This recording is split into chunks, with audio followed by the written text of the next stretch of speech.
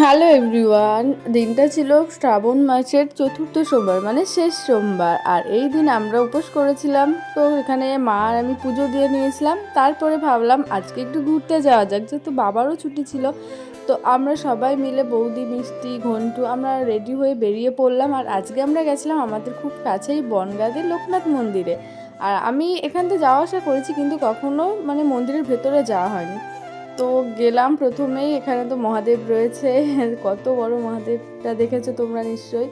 তাছাড়া মন্দিরের ভেতরে গিয়ে মানে এতটা স্নিগ্ধ জায়গাটা, আর সমস্তটা সাদা সাদা লাগছিল, বেশ সুন্দর লাগছিল। আর গিয়ে ঘন্টু এখানে বসে পড়েছে। ওকে আর কে পায়, ওকে ধরে রাখাই যাচ্ছিল না। তো এখান থেকে আমরা একটু ফটো ভিডিও সমস্ত করে নিয়ে ভাবলাম যে আমাদের তাড়াতাড়ি দেখা হয়ে গেছিলো। তো ওই রাস্তাতেই ছিল আমাদের সাতভাই কালীতলার জাগ্রত কালী মায়ের মন্দির। তো ভাবলাম তাহলে ওখান থেকে একটু ঘুরে আসা যাক, ওই জন্য আমরা সবাই মিলে আবার ওখানে চলে গেলাম।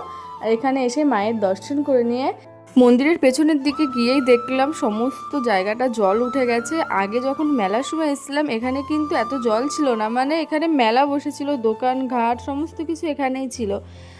আগের যে ভ্লগটা ছেড়েছিলাম ওটাতে হয়তো তোমরা দেখেছো। তো এখন জায়গাটা পুরো জলে জলাকার, আর হবে নাই বা কেন, রীতিমতো যেরকম পরিমাণে বৃষ্টি হলো তো স্বাভাবিক নিচু জায়গায় সব জায়গাতেই জল উঠেছে। তো একটু মন্দিরের পেছনটা আমরা দেখে টেকে বাড়ির দিকে চলে আসলাম। আর ঘন্টুর এখানে খিদে পেয়ে গেছিলো, তাই বৌদি ওকে আবার একটু কেক খাইয়ে দিল। আর আমরা যেহেতু উপোস ছিলাম সেরকম কিছুই খাইনি। তো সবাই বললো তাহলে একটু চা খাওয়া যাক, আবার আমাদের এখানে চা প্রেমী মানুষ আছে সব। তো ওই জন্য একটু চা খেয়ে বাড়ির দিকে চলে আসলাম। তো ব্লগটা কেমন লাগলো জানিও, সবাই ভালো থেকো, টাটা।